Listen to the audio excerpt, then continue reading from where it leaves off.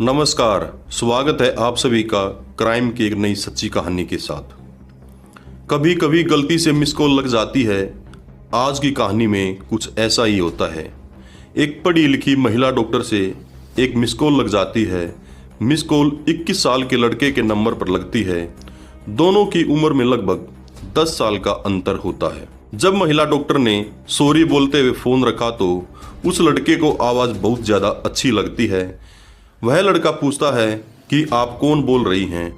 महिला डॉक्टर भी अपने बारे में थोड़ा बताती हैं। उसके बाद लड़के ने भी अपने बारे में बताया और कुछ ही मिनटों में दोनों में ऐसी बॉन्डिंग हो जाती है और ऐसा लग रहा था कि एक दूसरे के बिन जी नहीं पाएंगे और बातचीत का सिलसिला शुरू हो जाता है।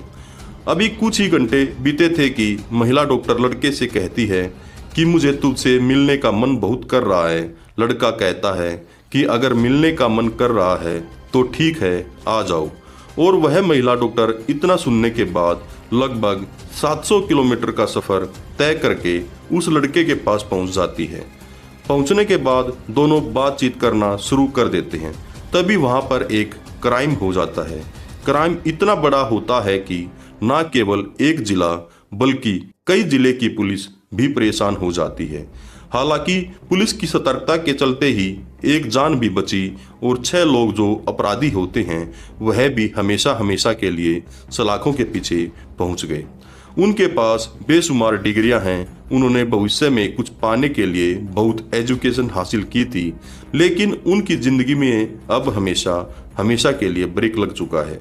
आज की कहानी उस लेडी डॉक्टर की है जो डॉक्टर तो है लेकिन अय्याश थी।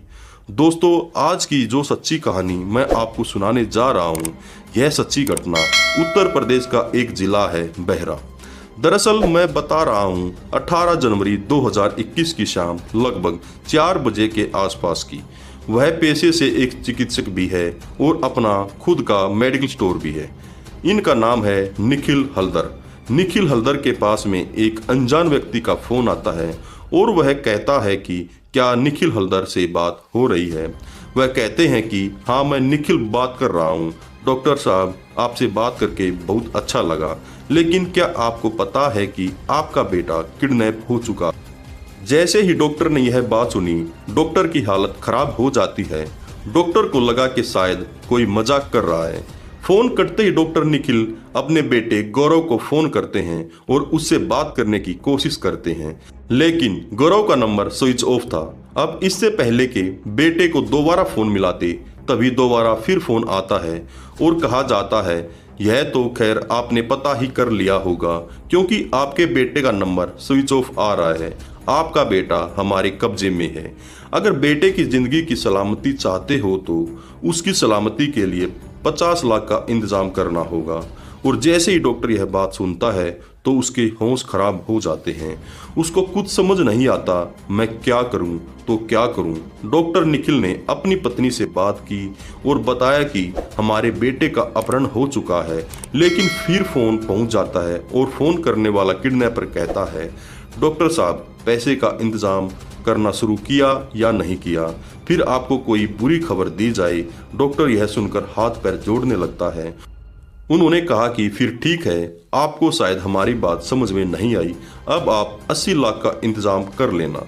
डॉक्टर बहुत परेशान हो जाता है क्योंकि वो डॉक्टर जरूर था, उसका मेडिकल स्टोर जरूर था, लेकिन उसके पास इतनी बड़ी रकम नहीं थी।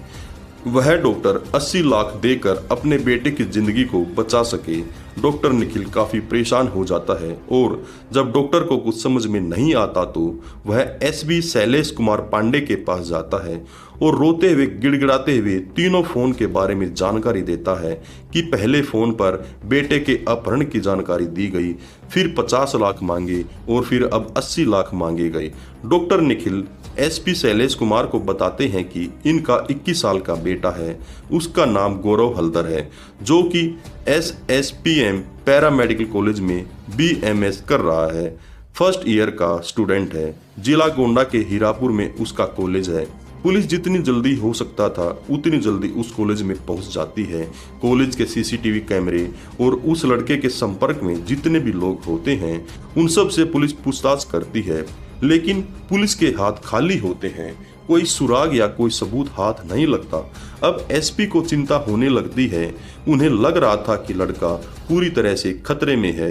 आखिरकार इस लड़के को बचाने के लिए क्या किया जाए, और उसी वक्त 6 टीमें गठित की जाती हैं और 6 टीमें गठित करने के साथ ही नोएडा की एसटीएफ और लखनऊ की एसटीएफ से भी संपर्क किया जाता है। उनसे बात की जाती है और कहा जाता है कि कुछ भी हो, इस लड़के की जिंदगी हर हाल में बचानी है। डॉक्टर की पत्नी यानी गौरव की मां के पास एक फोन आता है और बोलते हैं, तुम्हें 22 जनवरी की शाम तक हर हाल में पैसों का इंतजाम करना है। हमारा एक व्यक्ति तुम्हारे पास पहुंचेगा और जैसे ही तुम उसे पैसे दे दोगे तो तुम्हारा बच्चा सही सलामत तुम्हारे घर आ जाएगा। अगर पैसा नहीं दोगे तो तुम्हारा बच्चा कभी भी घर नहीं पहुंचेगा। इधर पुलिस की 6 टीमें इस फोन कॉल की डिटेल को तलाश करने में लग जाती है। आखिरकार किसने फोन किया और कहां से फोन किया, तरह तरह से जानकारी जुटाने की कोशिश की जा रही थी, लेकिन पुलिस के हाथ लगातार खाली थे। वक्त बहुत तेजी से बीत रहा था। पुलिस को लग रहा था कि अगर सही वक्त पर नहीं पहुंचे तो बात खराब हो सकती है। इसी बीच पुलिस ने जिस नंबर से फोन आया था उस नंबर के बारे में पता करने की कोशिश की तो पता चलता है कि यह फोन दिल्ली से किया गया था। बहराइच और दिल्ली के बीच की जो दूरी होती है वह लगभग 700 से 800 किलोमीटर के आसपास है। इसलिए पुलिस ने इतना तो अंदाजा लगा ही लिया था कि यह दिल्ली से फोन है, तो दिल्ली से ही किडनैपर यहाँ पर आए होंगे और यहाँ से किडनैप करके ले गए होंगे। और इसके बाद यमुना एक्सप्रेस पर लगे सीसीटीवी कैमरों को चेक किया जाता है। वहां से आने वाले गाड़ियों को देखा जाता है और पुलिस को एक स्विफ्ट कार पर शक होता है और पुलिस अब मामले की छानबीन में जुट जाती है। लड़के के बाप को यानी डॉक्टर निखिल हल्दर को कॉन्फ्रेंस में लिया जाता है और उनसे कहा जाता है कि अब की बार जब फोन आएगा तो किडनैपर से कहना कि आपके पैसे का इंतजाम कर लिया है, आप पैसे लेने के लिए आ जाइए। जैसे ही आप पैसे ले लेंगे तो मेरे बच्चे को छोड़ देना। अभी इस तरह की बातें चल ही रही थी। वह स्विफ्ट कार फिर से दिल्ली से निकलती है और बहराइच की तरफ दौड़ना शुरू कर देती है। जैसे ही यह कार ग्रेटर नोएडा से निकलती है और यमुना एक्सप्रेस पे चढ़ती है, नॉलेज पार्क के पास पुलिस ने कार को चारों तरफ से घेराबंदी कर दी थी, क्योंकि पुलिस को सीसीटीवी कैमरे के आधार पर उस गाड़ी के आने के जाने के बारे में पता लग गया था। यह भी पता चल जाता है कि किडनैपर दिल्ली के ही लोग हैं जो इस किडनैपिंग में शामिल होते हैं। पुलिस ने चारों तरफ से घेराबंदी करके आखिर स्विफ्ट कार को रोक लिया।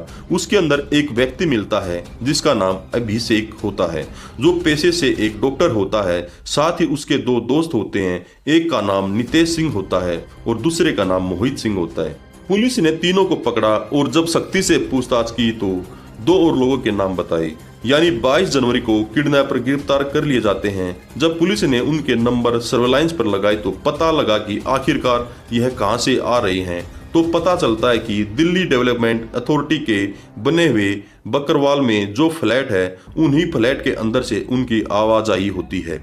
यह वहीं से आ रहे थे और पुलिस की टीम ने जब वहां छापा मारा तो एक कमरे के अंदर वह लड़का यानी गौरव हल्दर भी मिल जाता है। पुलिस को एक कहानी बताता है। वो कहता है कि सर 15 जनवरी को उसके पास एक रॉन्ग नंबर आता है और वह फोन पर बात होती है। एक सुरीली सी आवाज में एक लड़की बात कर रही थी। उस लड़की से जब बातचीत का सिलसिला शुरू होता है तो लड़की उसे बहुत प्यारी और मीठी बातें करती है। लड़के को ऐसा लग रहा था कि जैसे यह लड़की उसकी बहुत ज्यादा फिक्र करती है और उस लड़की ने अपने बारे में लड़के को बताया कि दिल्ली के नजफगढ़ में वो एक हॉस्पिटल में जॉब करती है। वह किसी और से बात करना चाहती थी लेकिन गलती से फोन तुम्हारे पास लग गया। उस लड़के से वह कुछ अश्लील बातें करती है। लड़के से 10 साल बड़ी इस लेडी डॉक्टर ने उस लड़के को अपने प्रेम जाल में कुछ इस तरह से फंसाया कि वह लड़का भी उसका दीवाना हो जाता है। और फिर वह लेडी डॉक्टर कहती है, मेरा तुमसे मिलने का बहुत मन कर रहा है। और उस लड़के गौरव से मिलने के लिए वह दिल्ली से बहराइच आती है और गौरव के मेडिकल कॉलेज के ठीक सामने खड़ी होती है और गौरव को फोन करती है, मैं तुम्हारे लिए मेडिकल कॉलेज के सामने खड़ी हूँ, अगर तुम्हें यकीन नहीं हो तुम आकर देख सकते हो। गौरव को यकीन नहीं होता जिस लड़की से उसने 3 दिन पहले बात करनी शुरू की, यानी 15 जनवरी से वह बातचीत करना शुरू करता है, तो वह लड़की 18 जनवरी को उसके पास कैसे पहुंच सकती है। लेकिन जब वो अपने कॉलेज से बाहर निकल कर देखता है तो वह खूबसूरत सी लड़की, जिसको उसने अभी उसकी कुछ वीडियो देखी थी, वह उसके सामने होती है। गौरव को यकीन नहीं हो रहा था। वह दोनों एक दूसरे से गले मिलते हैं, बातचीत करते हैं। उसी वक्त पीछे से 3 लोग आते हैं। एक अभिषेक सिंह आता है, दूसरा उसका दोस्त मोहित आता है, नितेश आता है और तीनों आकर उसे एक नशीला इंजेक्शन देते हैं। लड़का बेहोश हो जाता है और अभिषेक के 2 और साथी होते हैं, रोहित सिंह और सतीश चौरसिया। इनको भी पुलिस यानी अगले दिन 23 जनवरी को संत कबीर नगर से गिरफ्तार कर लेती है और गिरफ्तार करने के बाद फिर इन सब से बारी बारी पूछताछ करती है। लेकिन वह लेडी डॉक्टर अभी भी पुलिस के हाथ नहीं आ रही थी। जब इन सब से पूछताछ की जाती है कि आखिरकार क्या माजरा था, हालांकि लड़के ने सब कुछ बता ही दिया था कि लेडी डॉक्टर ने प्रेम जाल का कुछ ऐसा पासा फेंका कि उसे किडनैप करके यह लोग दिल्ली ले आए। आखिरकार पुलिस ने मेहनत की और लेडी डॉक्टर का भी पता लगाने की कोशिश की, तो पता चलता है कि हरियाणा प्रदेश के जिला झज्जर के एक गांव दौर में छुपी हुई थी और इस लेडी डॉक्टर का नाम होता है प्रीति सिंह डॉक्टर। प्रीति सिंह और डॉक्टर अभिषेक दोनों एक ही हॉस्पिटल में जॉब कर रहे थे। जॉब करते करते डॉक्टर अभिषेक सिंह ने कहा, जो उसी गोंडा का रहने वाला था जिस गोंडा में यह लड़का गौरव मेडिकल का कोर्स कर रहा था, अपनी BMS की पढ़ाई कर रहा था। अभिषेक को लगता है कि यह लड़का बहुत ही अमीर घर का है। वह अपनी सहयोगी लेडी डॉक्टर से कहता है कि अगर तुम्हें एक बार में 50 लाख मिल जाए तो तुम क्या करोगी। डॉक्टर प्रीति कहती है कि अगर मुझे 50 लाख मिल जाए तो मैं अच्छा सा क्लिनिक बनाऊंगी और मरीजों को देखूंगी। वहां से पैसे आएंगे तो फिर मैं अपनी जिंदगी को आगे बढ़ाने की कोशिश करूंगी। तो डॉक्टर अभिषेक लेडी डॉक्टर से कहता है कि गोंडा मेडिकल कॉलेज के अंदर एक लड़का है जो बहुत अमीर घर का है, जिसका नाम गौरव है। यह रहा उसका नंबर और तुम उससे बात करके उसे अपने प्रेम जाल में फंसा लेना। तुम उसे कुछ ऐसी बातें करना, अश्लील बातें करना, जिससे वह लड़का तुम्हारा दीवाना हो जाए। डॉक्टर ने कुछ ऐसा ही किया और उसे प्रेम जाल में फंसाकर उस लड़के को किडनैप कर लिया। लेकिन आज के दौर में टेक्नोलॉजी कुछ इस तरह से आगे बढ़ चुकी है, अब जगह जगह CCTV कैमरे लगे होते हैं। कहते हैं अगर पुलिस अपनी ईमानदारी से पूरी शिद्दत से काम करे तो कोई भी क्रिमिनल ज्यादा देर तक आजाद नहीं रह सकता। क्रिमिनल बहुत जल्दी पकड़ा जा सकता है और उसे सलाखों के पीछे पहुंचाया जा सकता है। इस कहानी में भी कुछ ऐसा ही होता है। जैसे ही SP शैलेश कुमार पांडे को पता चलता है, वह अपनी टीम बनाकर इस अपराधी को गिरफ्तार करते हैं और यह लोग सब के सब पढ़े लिखे होते हैं और अच्छे पढ़े लिखे होते हैं। बड़ी बड़ी डिग्रियां इनके पास होती है। शायद भविष्य में वह कुछ अच्छा करने का सपना देख रहे थे, लेकिन उन्होंने रास्ता गलत चुना। पुलिस ने उन्हें गिरफ्तार किया और उस लड़के को सकुशल बचा लिया। दोस्तों, इस पूरे घटनाक्रम को सुनाने का उद्देश्य किसी को परेशान करना नहीं है, किसी का दिल दुखाना नहीं है। आपको बताना है कि गलत रास्ते पर चलकर जो दौलत हासिल की जाती है और अगर हासिल हो भी जाए उसे सुकून नहीं मिल सकता। शायद इस कहानी में भी कुछ ऐसा ही होता है। अगर आप सभी को हमारी कहानी अच्छी लगे तो लाइक, शेयर और सब्सक्राइब जरूर करें। धन्यवाद। जय हिंद, जय भारत।